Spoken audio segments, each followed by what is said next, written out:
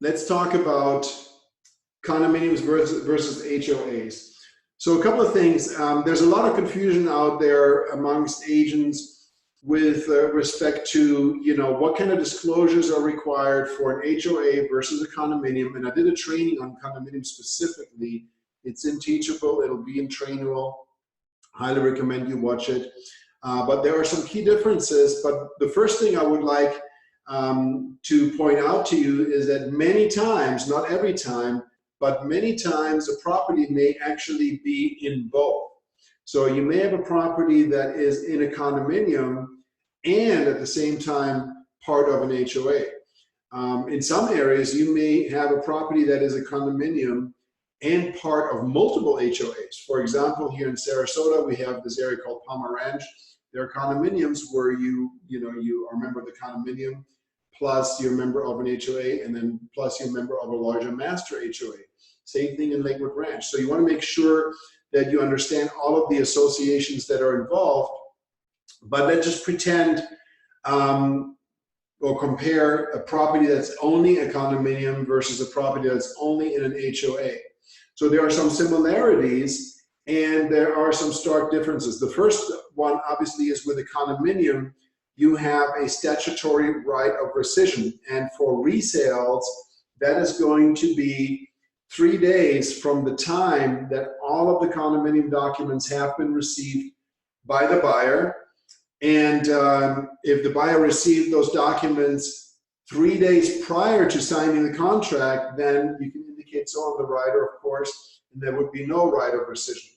Now, very, very important is that you have the entire list of documents and that they're up to date. So a big problem that we see is that agents receive partial documents and they tell their buyer to sign the rider, sign the receipt of the documents, and now 3-day right of rescission starts, but the buyer really didn't get all of the documents, and that can lead to a lawsuit.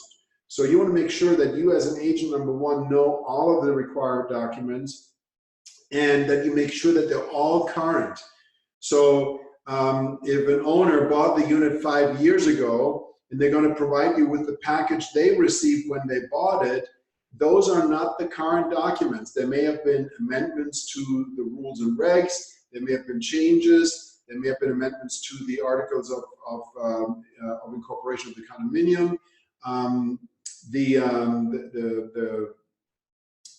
financials obviously will have changed.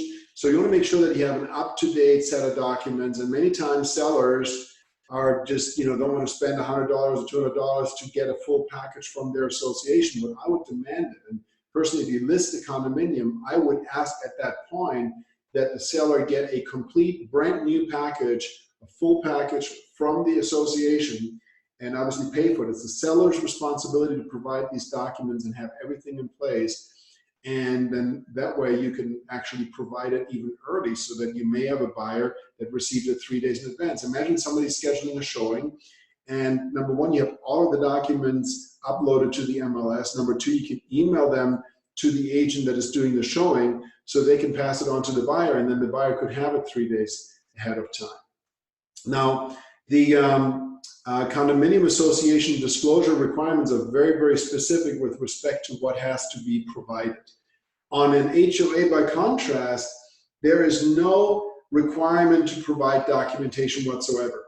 The only requirement that exists is the requirement to disclose that there is an association, the name of the association and the management company, and what the dues are. That's it.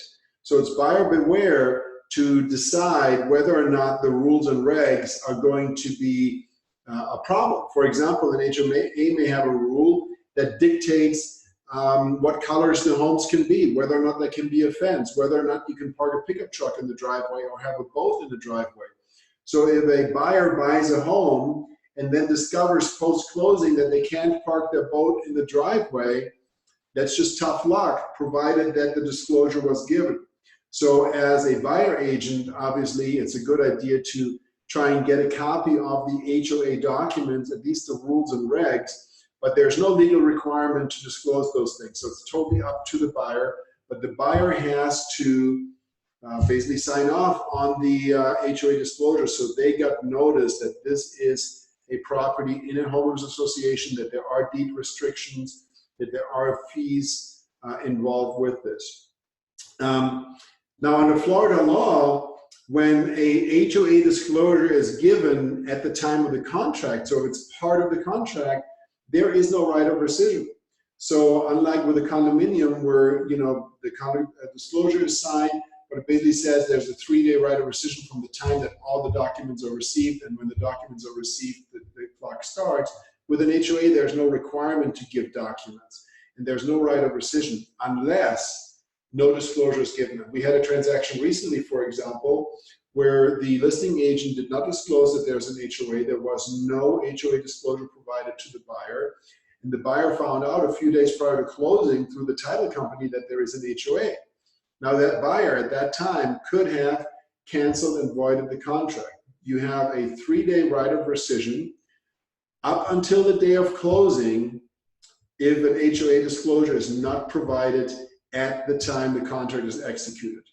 Now, going back to the initial statement that condos may have an HOA, if you have a condominium and the condominium disclosure documents were provided and the 3-day right of rescission runs out, but the agent never provided an HOA disclosure, and that HOA disclosure is provided later on, or it's later discovered that there is an HOA that has an additional $50 a month or quarter dues, whatever it might be, then that buyer has a 3-day right of rescission from the moment they received that disclosure.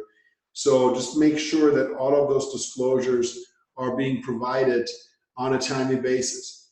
Now let's talk about one other fundamental difference between HOAs and condominiums. So in an HOA, you're buying a single family residence, generally speaking, unless it's a condo that's in an HOA. But generally speaking, you're dealing with homes, with properties. And of course, the entire property, the entire dwelling is a responsibility of the owner.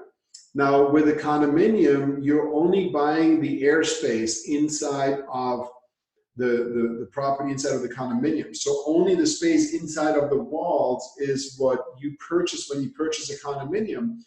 And so that means who's responsible for defects? If there is a defect with wiring inside of the wall, it's the association's responsibility. If there is a leak, a pipe leak inside of the walls, it's the association's responsibility. If there's a roof leak that causes other damages, it's the association's responsibility. If there is a storm and it damages the balcony, it's the association's responsibility. So anything that is outside of the airspace is the association's responsibility, with one exception, and that would be your air conditioner air handler. So your AC air handler sits outside of the wall, outside of the building. That's still your responsibility as the condominium owner.